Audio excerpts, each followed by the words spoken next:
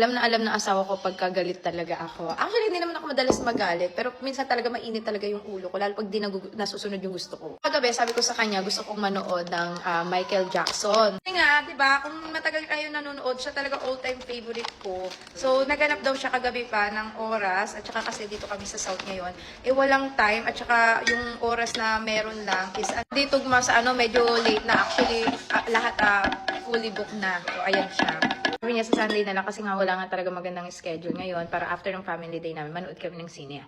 Kasi hindi pa pwede bukas kasi meron kaming laro, may fairway, may tea time kami tomorrow, and then sa Saturday magba-barbecue kami dito, tapos sa Sunday mag-family day, then manonood kami, magdi-date kami. Pero kasi ewan ko, gusto ko talaga manood ngayon. May busy din kasi siya, mag-work din siya, and then maglalaro sila later do sa backyard namin. Pero sabi ko, may nakikita nga ako sa internet sabi may available 3 p.m. Yung pala, pagkatingin ko, wala rin pala. So yung pumayag na lang din ako ng Sunday, tapos umakyat siya sa taas, dala-dala niya to. Kasi hindi ko talaga siya pinapansin.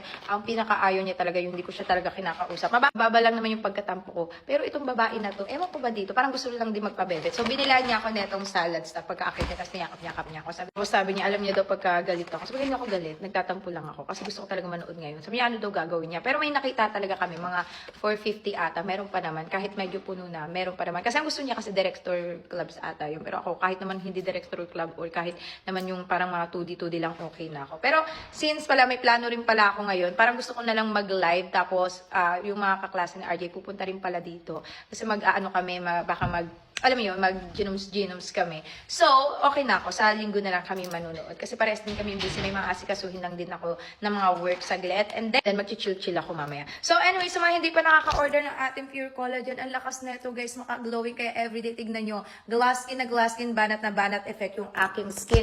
Tapos, nakain pala muna ako ngayon. Kaya kung hindi pa kayo nakaka-order na ito, mag-check out na kayo kasi sobrang sulit ng ibabayad nyo dito.